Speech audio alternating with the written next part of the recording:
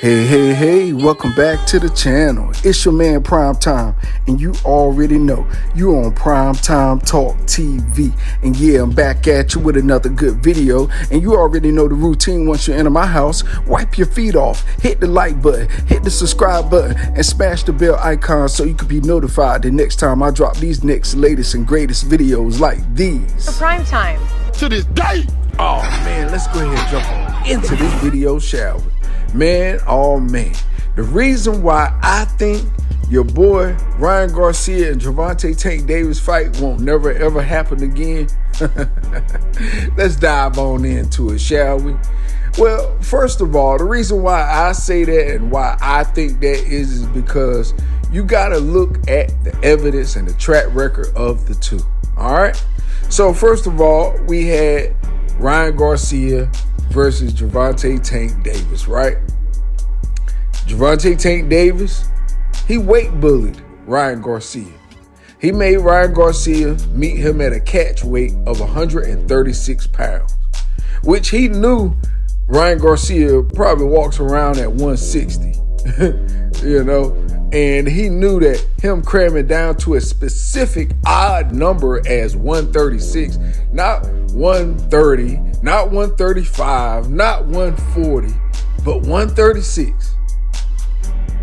Now, to, blind eyes that don't know, you would say, oh, hey, that's a benefit. He's right in between 140 and, he gets to pack on a few extra pounds there.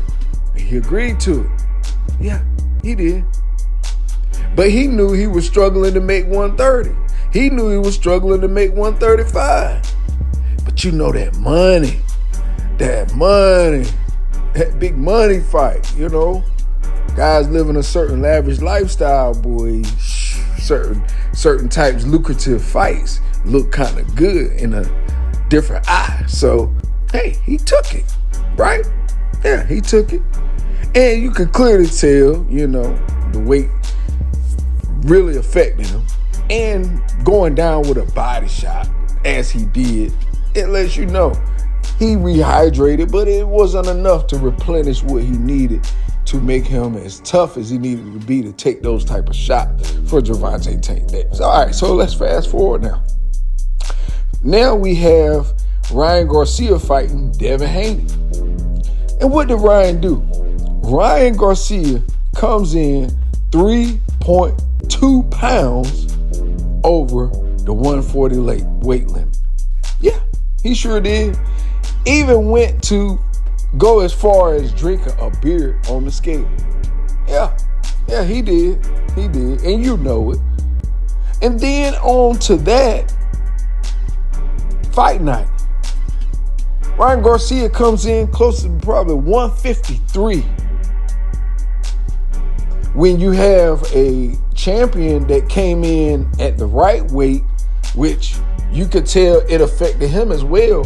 But if both guys had came in with that weight at 140 and then both had to replenish, we would have had a more even competitive match, because both would have had their power pretty much replenished at the same levels, and they wouldn't have seen Devin Haney get beat around like he got beat by a cruiserweight. And the weight bullying part now falls in effect there, because he knew Devin Haney was struggling. As everybody said, even I did the video today, like, hey, he was struggling and sunk in face like he was 135 again. But that was because he was trying to be a true professional, which he was thinking, hey, Ryan Garcia going through the same stuff I'm going through. Nah, Ryan Garcia was eating at Arby's. He was eating at Zaxby's. He had him a few burgers. Ryan Garcia was doing whatever he wanted to. He was ordering the fajitas, had him a margarita, had him some lemonade, some wine, and had a beer on the scale. And it was 420, so he done inhaled. And I ain't talking about no Bill Clinton. But yeah, so, like I said in my other video, you know, in this world you get rewarded for being reckless and crazy and deranged, and strange. You know, you get rewarded for that.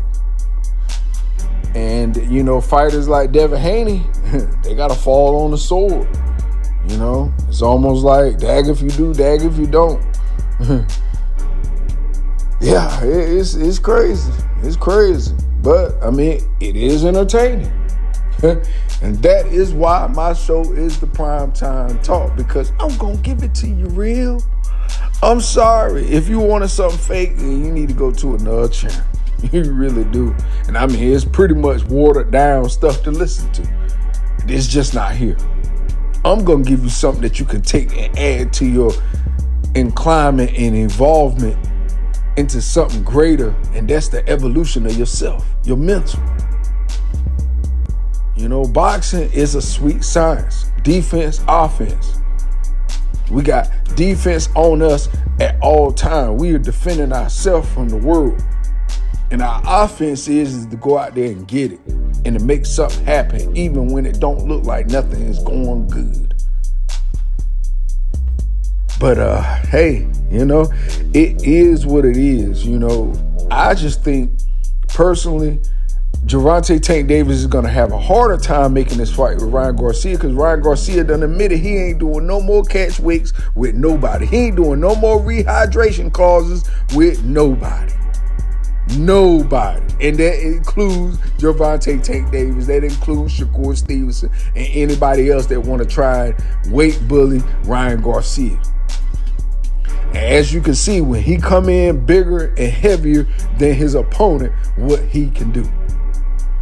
So, hey, look, all I can say is, you know, the spectacle that comes with boxing, you got to love it as well. You know, it is what it is type of sport. You know, it's going to be good. It's going to be great. It's going to be horrible. It's going to be repulsive. It's going to be crazy. It's going to be deranged. Judges going to cheat. Fighters going to hardly compete. Some fighters going to come in drugged up. Some fighters are going to come in with advantages that they got writing on paper and signing it and making the other fighter go through what they shouldn't go through just to get a fight with that fighter, just so that that fighter can have an advantage, because him and his team really ain't confident in themselves. And that's why you can't have a 50-50 even fight with one guy and another guy in a ring fighting at the same time with everything on the line and it's even on the dotted line. That's why we can't get that. That's why boxing will never be where the UFC is. It's because it's no one that controls this wild, wild west of fighting and combat sport. It's no one. It's no one to regulate the promoters. It's no one to regulate these fighters.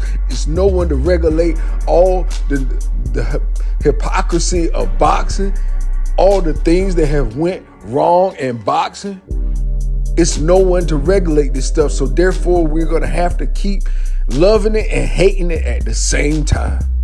Loving the fact that we have a beautiful sport like boxing where you can see a one-on-one. Not no team sport, but a one-on-one. It's one-on-one warrior sport we have left that relates and dates back to the Colosseums, the fights of old. When a guy went out there with a shield and a sword and fought in front of the Colosseums and thousands of people. This is the only sport that relates back to that. And here it is, the most manipulated sport there is. And that's the sad part about it. But the beauty of it is you still have warriors that are transferring over into this day and age and still have the heart and the spirit to love this sport, even when it's mistreated.